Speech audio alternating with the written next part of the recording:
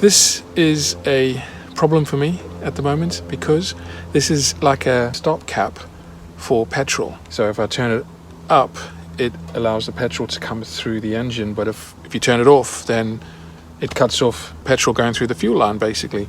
There's a slight leak with this.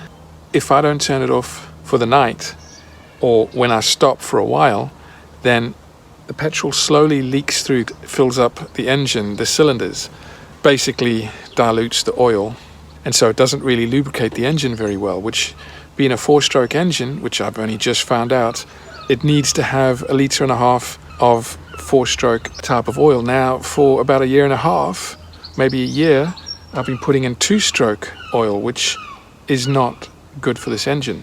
And it has been running very sluggish, and I just found out yesterday the oil I need to put in is not the one I've been using, you know. And so for this Hyosung 125 Aquila motorcycle, a Korean bike that is called Boudica, we all know her so well from the videos, as you can see, she needs to have 10 watt 40, and I've only just noticed this on my oil cap. What does it say there? Oh my god, how stupid am I? My cap says 1040, and I've never noticed it. You know, only now that I've just figured it out. Okay, so last night I ended up leaving the stop tap on. It ended up leaking into the engine. So this morning, when I went to start her up, the cylinders were full with petrol. I've now got to dump the oil because it's got petrol in it. And so last night I left the stop cap on, which I never usually do, you know. I always make sure it's switched off. I even double check it. I sometimes triple check it, because when you leave that stop tap on, it fills the engine with petrol, which is not good. It dilutes the oil. So after filling up the oil with 1.5 liters of the correct oil for the first time in about a year, I end up also filling it with petrol. But this is where the oil needs to drop. So I have to empty out all the oil that I put in last night and put in some more oil, the correct oil. It's just typical. You know, I don't want to ride around with oil in my engine that's not working very well because there's petrol in it. And so all the oil has dropped out and just waiting for the last drops. After advice from friends, I finally get the correct oil and the experience of a good learning moment where I'll never forget. And make sure the oil cap is on, because I have ridden off without it before. Can you guess what's in the bag? Well, we'll see when we get there. Okay, so guess where we are now? Can you guess what time it is? Boudica, she's running good. So Boudica is looking good. I'm gonna leave her here because it's time for some barefoot walking.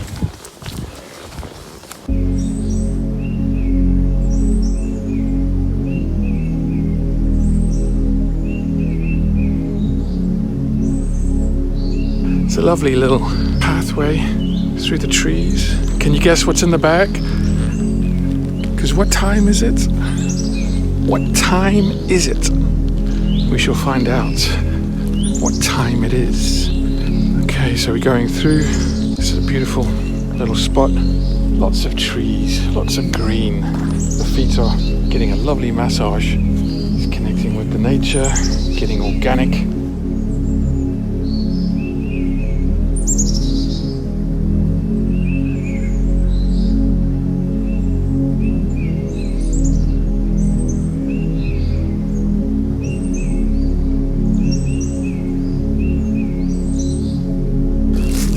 So let's see if we can make some friends with the crows. I've got some bird seed here.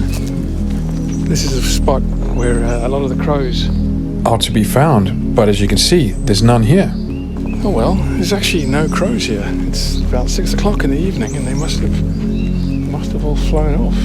There's just not a single bird here. Usually there's about 20 or 30 crows all in this area here. I've got a couple of bags of seeds that I've got left over. I thought just to give them a treat. There's like 2 of them over there, but I think they've probably gone off to nest and sleep for the night. Morning time would be better for them. what is inside. So there's a dirty old bag, an apple, a cup of tea, a hooded top, a speaker for some sounds, and we got the hammock, because it is hammock time. Okay, that's more like it. So one wrap. Now that's it.